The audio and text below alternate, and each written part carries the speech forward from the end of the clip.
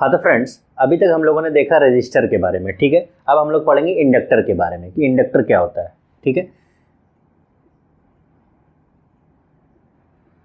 Inductor, ठीक है। मैंने बताया था कि सर्किट एलिमेंट में हम वी आई कैरेक्टरिस्टिक देखते हैं, ठीक है। उसके बेसिस पे हम डिफाइन कर पाते हैं कि ये रेजिस्टर है, ये इंडक्टर है, ये कैपेसिटर है, ठीक है। वी आई कैरेक्टरिस्टिक हम लोग देखते हैं उस एलिमेंट के लिए। अच्छा, अब जैसे कि हमने रेजिस्टर के लिए क्या देखा था कि वोल्टेज और करंट डायरेक्टली प्रोपोर्शनल है। इंडक्टर के केस में क्या होता है कि वोल्टेज जो है ना, वोल्टेज ये प्रोपोर्शनल है rate of change of current के लिए। जो आपका वोल्टेज है वो डायरेक्टली करंट के प्रोपोर्शनल नहीं है, बट वोल्टेज आपके rate of change of current के प्रोपोर्शनल है। और जब इस प्रोपोर्शनलिटी को हम लोग रिप्लेस करते हैं कांस्टेंट से, ठीक है, तो ये जो है इसको हम लोग कह रहे हैं इंडक्टेंस। इंडक्टेंस, ठीक है। जैसे V = RI हमने देखा था, तो वो रेजिस्टेंस था। V = LdI/dt, ये क्या है? इंडक्टेंस है। इंडक्टेंस क्या है? प्रॉपर्टी है इंडक्टर की to oppose the rate of change of current across it, है ना। V = RI में हमने क्या देखा था? रेजिस्टेंस प्रॉपर्टी है रेजिस्टर की to oppose the flow of current, flow of I, और यहाँ dI/dt है। तो इंडक्टेंस प्रॉपर्टी है इंडक्टर की to oppose the rate of change of current across it, ठीक है। अच्छा, इसका सिंबल क्या होता है? इस तरीके से हम लोग इंडक्टर को लिखते हैं, ठीक है। अच्छा, इसके यूनिट क्या है? यूनिट हेनरी, इसको हम लोग लिखते हैं H, ठीक है। जैसे इंडक्टेंस लिखना होगा ना किसी का, तो लिख देंगे 5 हेनरी, ठीक है। हेनरी में इस तरीके से लिखेंगे। तो ऐसा एलिमेंट जिसमें V और I का कैरेक्टरिस्टिक इस तरीके से रिलेटेड है कि वोल्टेज प्रोपोर्शनल है rate of change of current के, तो वो हमारा एलिमेंट कौन सा है? इंडक्टर, ठीक है। ये हमारा कांस्टेंट है जिसको हम इंडक्टेंस कह रहे हैं।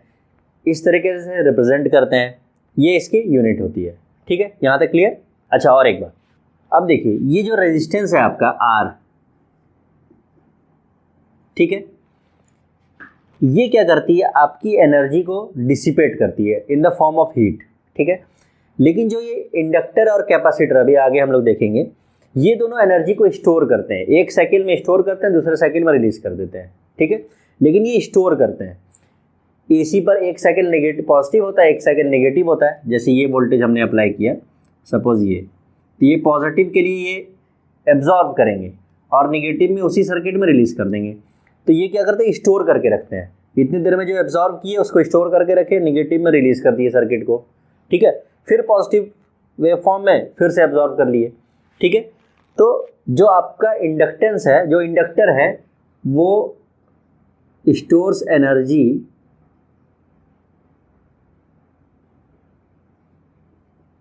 इन मैग्नेटिक फील्ड,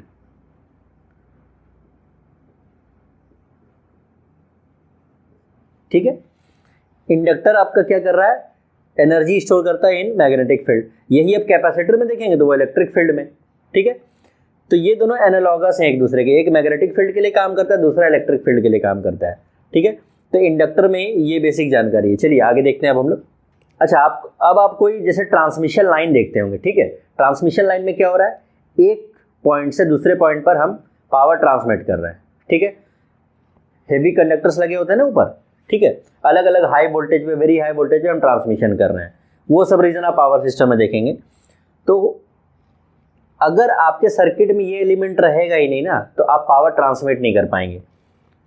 ये एलिमेंट बहुत जरूरी है सर्किट में, क्योंकि आप पावर में एक इक्वेशन देखे होंगे पावर सिस्टम में, V1 V2/X, ठीक है। ये जो Pmax होता है, ये X क्या है? Reactive component of the circuit है। रिएक्टिव कंपोनेंट, रिएक्टिव कंपोनेंट मतलब ये इंडक्टेंस और कैपेसिटेंस की ही बात करता है, ठीक है।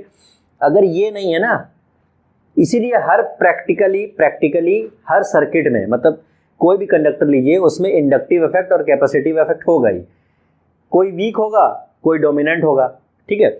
जो वीक होगा, नेग्लिजिबल होगा, उसका इफेक्ट बहुत रिड्यूस हो जाता है, ठीक है। और जो डोमिनेंट होगा उसका इफेक्ट हमें सर्किट पे दिखता है। तो जैसे इंडक्टिव इफेक्ट अगर डोमिनेंट है तो इंडक्टेंस के अकॉर्डिंग ये सर्किट बिहेव करेगी। ठीक है, अब देखो ये आप पावर फ्लो इक्वेशन आप लोग जानते हैं, P equals to V1V2 upon x sine delta. तो P मैक्स हमारा क्या होता है, V1V2 अपॉन एक्स। V1 इस एंड का वोल्टेज है और V2 दूसरे एंड का वोल्टेज है। ठीक है, x इसका रिएक्टिव कंपोनेंट है, इधर V1 इधर V2। तो पावर ट्रांसमिट करने के लिए इंडक्टर बहुत जरूरी है। तो प्रैक्टिकली ऐसे थ्योरेटिकली आप देखेंगे तो हम कह सकते हैं कि एक रेजिस्टिव सर्किट है। ठीक है, या रेजिस्टिव, लेकिन हर किसी में कोई ना कोई इंडक्टिव इफेक्ट होता है, भले वो वीक हो लेकिन होगा जरूर। ठीक है, तो जैसे हमारे पास कोई कंडक्टर है, ठीक है, हम इसमें करंट फ्लो करवा रहे हैं, तो इसको इस तरीके से देखिए,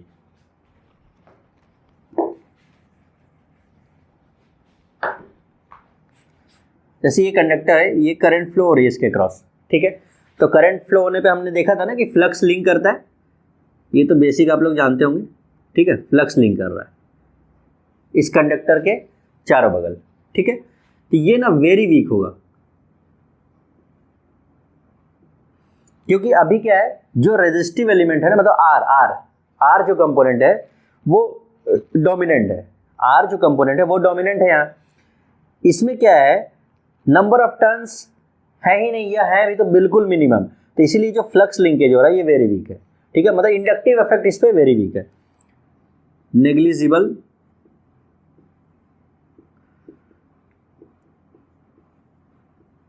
इंडक्टिव इफेक्ट। ठीक है, यही चीज अब आप देखिए, इसमें नंबर ऑफ टर्न्स आप बढ़ा दीजिए, इसी को लीजिए, नंबर ऑफ टर्न्स बढ़ा दीजिए।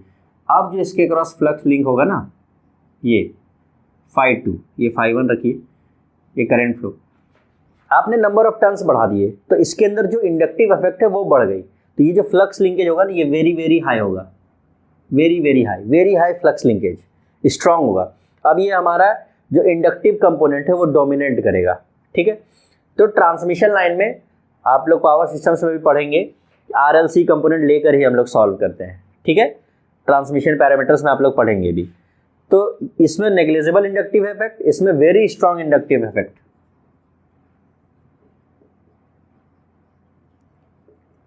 Very strong inductive effect. ठीक है, यहां तक क्लियर है। तो देखिए इसमें रेजिस्टर मतलब रेजिस्टेंस जो है कंपोनेंट वो ज़्यादा डोमिनेंट है, यहाँ इंडक्टेंस हमारा। ठीक है, क्योंकि नंबर ऑफ टर्न्स हम लोग बढ़ा दिए। ठीक है, इसी कॉन्सेप्ट से अभी हम लोग देखेंगे Faraday's law of electromagnetic induction. जैसे कि रेजिस्टर में हमने देखा था ना ओम्स लॉ से डिराइव हो पाया था R equals to ρl upon A। ठीक है, अब हम लोग Faraday's law of electromagnetic induction देखेंगे, वो क्या कहता है। चलिए अब हम लोग डिस्कस करेंगे Faraday's law of electromagnetic induction, बहुत इंपॉर्टेंट कॉन्सेप्ट है। ठीक है, Faraday's law of electromagnetic induction, ये लॉ क्या कहता है ना, जैसा अभी मैंने बताया कि नंबर ऑफ टर्न्स है तो फ्लक्स लिंकेज बढ़ गया। ठीक है, तो ये देखा गया कि नंबर ऑफ टर्न्स बढ़ाने से फ्लक्स लिंकेज बढ़ जा रहा है। ठीक है, तो दो चीज है, एक तो आपका फ्लक्स, दूसरा है कंडक्टर। ठीक है, इस फिगर को देखिए, ये आपका कंडक्टर हो गया। ठीक है, इसके क्रॉस आप करंट फ्लो करवा रहे हैं। ठीक, अब दो चीज हो सकती है, इस करंट के थ्रू जो फ्लक्स जनरेट हो रहा है, ठीक है, या तो फ्लक्स कांस्टेंट रहे, पहला कंडीशन, और कंडक्टर मूव करे। ठीक है, मतलब मशीन आपकी रोटेट हो रही है, कंडक्टर मूव कर रहा है और आपने करंट दिया, तो फ्लक्स आपका कांस्टेंट है, मानिए आपने डीसी दे दिया, फ्लक्स कांस्टेंट है, कंडक्टर मूव कर रहा है।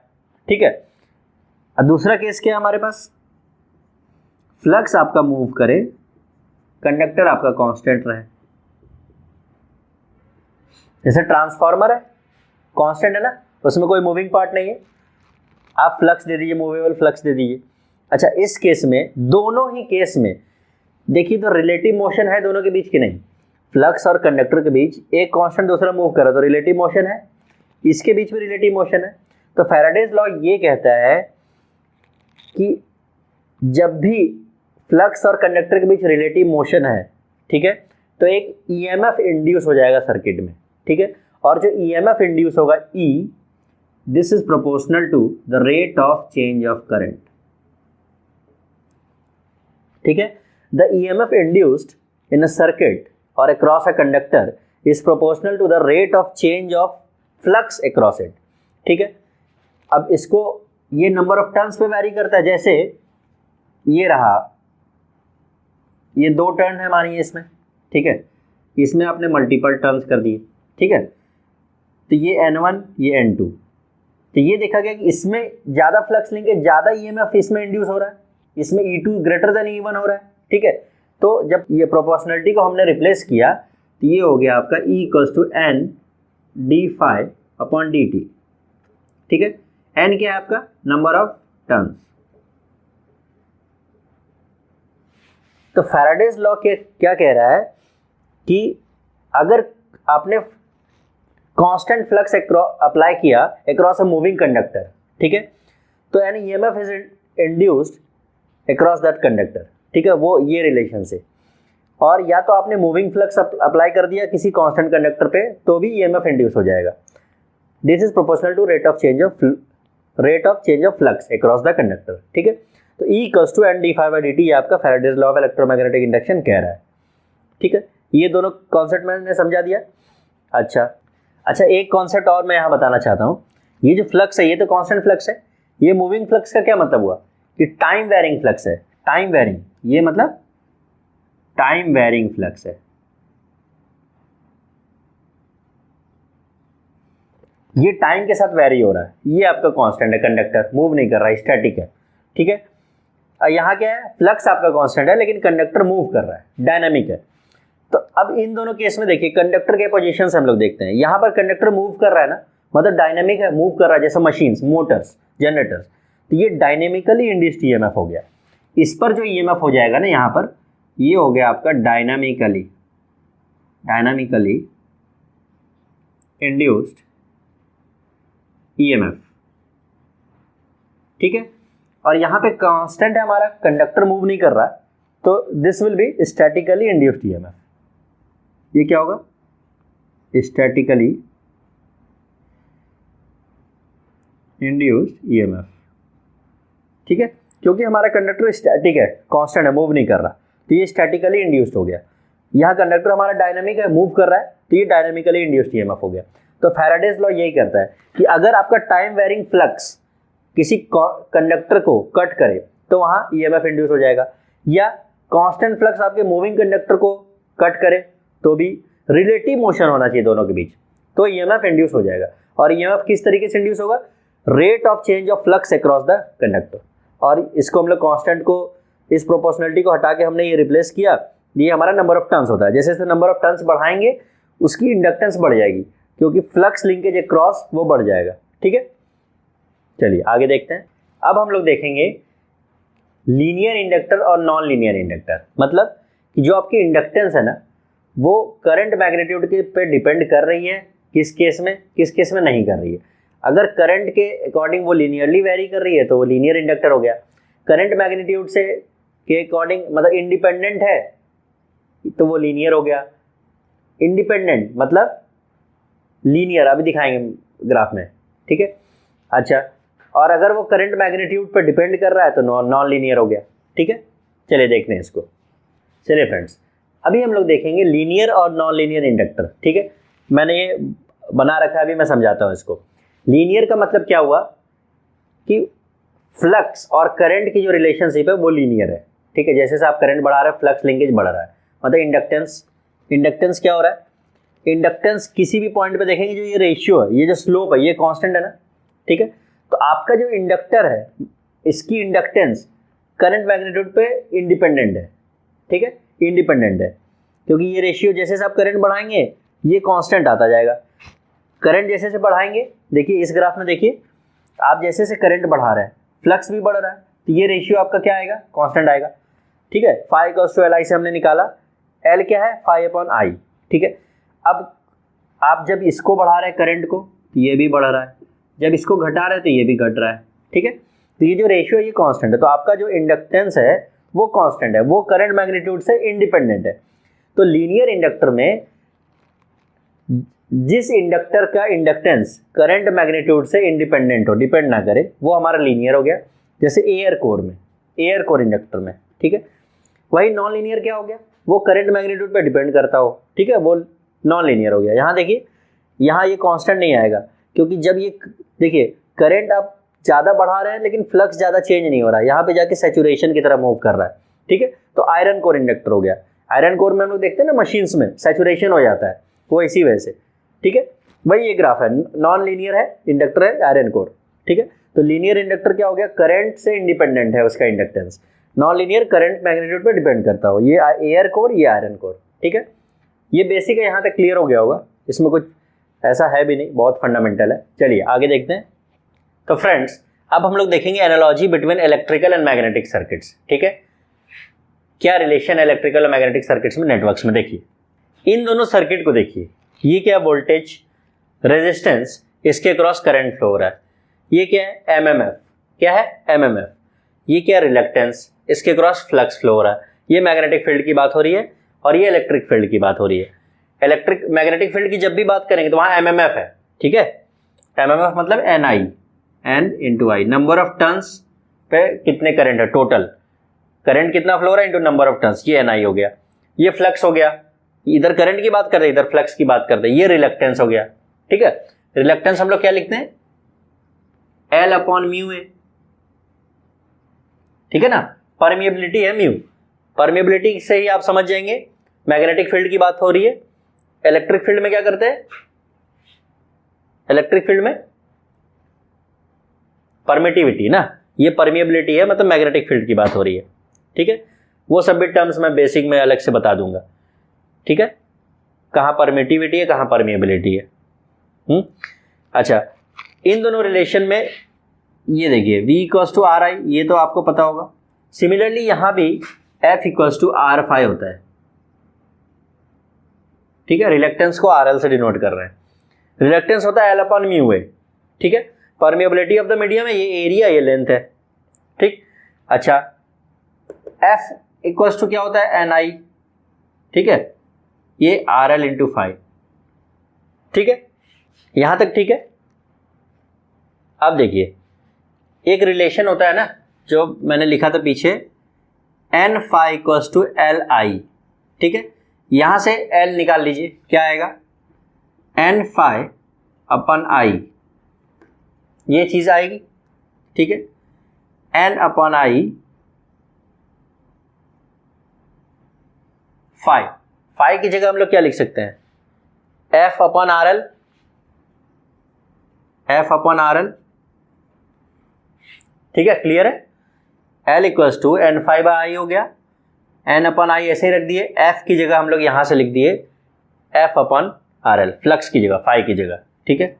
अब ये एन अपन आई ऐसे ही रहेगा। एमएमएफ क्या होता है, एन आई होता है, बताया मैंने। एमएमएफ की जगह लिखिए एन आई।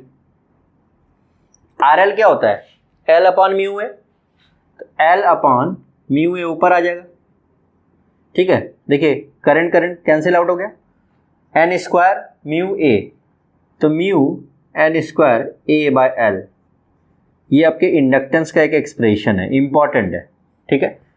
म्यू क्या है, permeability of the medium, N number of turns, A area और एल क्या है, लेंथ है। तो ये एक्सप्रेशन है, याद रखिएगा, इसको लिख देता हूं एक बार फिर से यहां।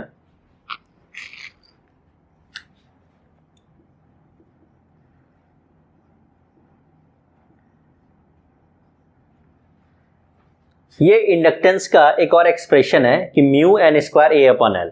म्यू क्या है, permeability of the medium, number of turns, area और लेंथ, ठीक है।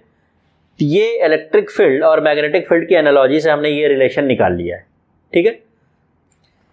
अच्छा, इंडक्टर में एक और चीज हम लोग देखते हैं कि V equals to L D I upon D T हम लोग लिखे, ये एक फॉर्म हो गया, ठीक है, इस तरीके से।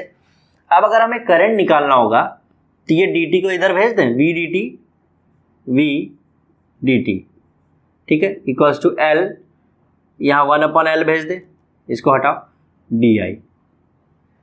यहां तक क्लियर है। ये डी आई हमने यहां रखा, ये v इधर, ये डी टी इधर, ये l यहां नीचे, इंटीग्रेट कर दें, कर दिया इंटीग्रेट। तो क्या चीज़ें आ गई, जब डी आई को इंटीग्रेट करें तो हमें करंट मिला, नहीं मिला, ये वी डी टी का इंटीग्रेशन 1/L इक्वल टू हमें करंट का एक्सप्रेशन मिला। ठीक है, ये मिलेगा भी किस में, टाइम डोमेन में है, क्योंकि टाइम के साथ वेरिएशन है ना। अब ये टाइम की लिमिट हो जाएगी, जो भी लिमिट डालें 0 से t।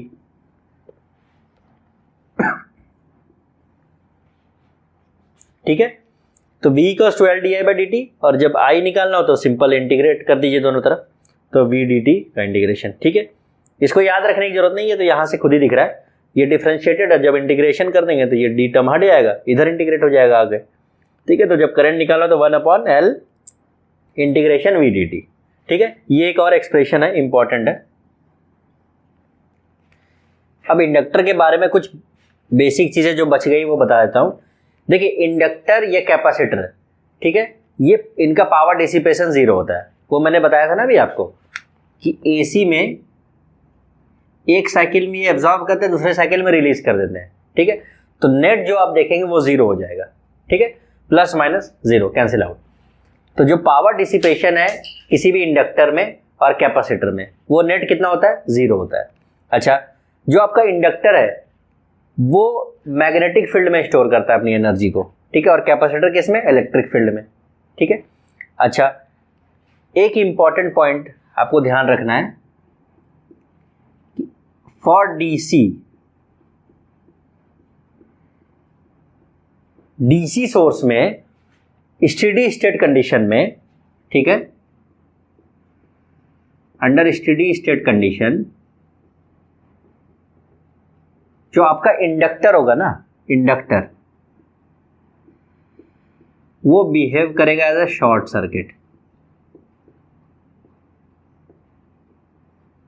ठीक है, जब हम लोग ट्रांजिएंट और स्टेडी स्टेट सॉल्व करेंगे ना, तो जब स्टेडी स्टेट कंडीशन सॉल्व करना होगा और डीसी सोर्स लगा होगा तो वहां इंडक्टर को हम हटा देते हैं, उसको short circuit as a wire दिखाते हैं। ठीक है, ये देखिए कैसे सीन है ये। जैसे डीसी सोर्स है तो करंट आपका क्या हो गया भाई, कांस्टेंट, करंट कांस्टेंट हो गया। वोल्टेज क्या है आपका, L D I upon D T. अब किसी कांस्टेंट का आप डिफरेंशिएशन करेंगे तो क्या मिलेगा आपको, 0। तो वोल्टेज क्या मिल गया, 0। 0 कब होता है, शॉर्ट सर्किट के केस में, ये रहा शॉर्ट सर्किट। ठीक है, तो डीसी के सोर्स के केस में अंडर स्टेडी स्टेट कंडीशन आपका जो इंडक्टर है ना वो बिहेव करेगा शॉर्ट सर्किट पे। इसको आप याद कर लीजिए कि डीसी में स्टेडी स्टेट कंडीशन में इंडक्टर शॉर्ट सर्किट की तरह बिहेव करेगा। न्यूमेरिकल सॉल्व करने में आसानी होगी। ठीक है, डीसी सोर्स लगा होगा, स्टेडी स्टेट कंडीशन सॉल्व कर रहे होंगे, इंडक्टर को शॉर्ट कर देना है। ठीक है, कैपेसिटर को ओपन कर देना। अभी आगे हम लोग देखेंगे, तो इंडक्टर को हम लोग क्या कर देते हैं, शॉर्ट सर्किट। क्लियर है, चलिए जब मैं इंडक्टर अभी पढ़ा रहा था तो मैंने बताया था कि inductor doesn't allow sudden change of current. जो सडन चेंज ऑफ करंट है उसको अलाउ नहीं करता है। ठीक है, वोल्टेज और करंट क्या रिलेशन हमें मिला था, V proportional to D I upon D T, है ना, इसी को तो हमने निकाला था, L D I upon D T. ठीक है, वोल्टेज प्रोपोर्शनल है rate of change of current के, लेकिन सडन चेंज नहीं होने देता है। इंडक्टर कोशिश करता है कि करंट फ्लो को कांस्टेंट रखे। ठीक है, इंडक्टर हमेशा कोशिश करता है कि जो करंट फ्लो हो रहा है उसको हम लोग कांस्टेंट रखें। देखिए, अगर सडन चेंज है, सडन चेंज का क्या मतलब हुआ, अचानक से ना, सडन चेंज का मतलब क्या हो गया आपका, dt कितना टेंस टू 0। ठीक है, अब जब dt टेंस टू 0 हो जाएगा इस एक्सप्रेशन में देखिए, तो ये 0 है तो वोल्टेज आपका क्या इन्फिनिटी नहीं चला गया, दिस इज नॉट पॉसिबल। ठीक है, दिस इज नॉट पॉसिबल। अब तो इसका मतलब क्या हो रहा है कि इंडक्टर जो है सडन चेंज ऑफ करंट को अलाउ नहीं करता है। ठीक है, वो कोशिश करता है कि करंट आपका कांस्टेंट रहे सर्किट में। तो ये दो बात याद रखिएगा कि डीसी के सोर्स में स्टेडी स्टेट कंडीशन में इंडक्टर आपका शॉर्ट सर्किट की तरह बिहेव करेगा और वो सडन चेंज ऑफ करंट को होने नहीं देता है, अलाउ नहीं करता है। ठीक है, तो यहां तक इंडक्टर के बारे में था। अब हम लोग कैपेसिटर के बारे में चीजें देखेंगे। ठीक है, तो रेजिस्टर हमने देख लिया, इंडक्टर हमने देख लिया, अब हम लोग देखेंगे कैपेसिटर। ठीक है, चलिए आगे देखते हैं। चलिए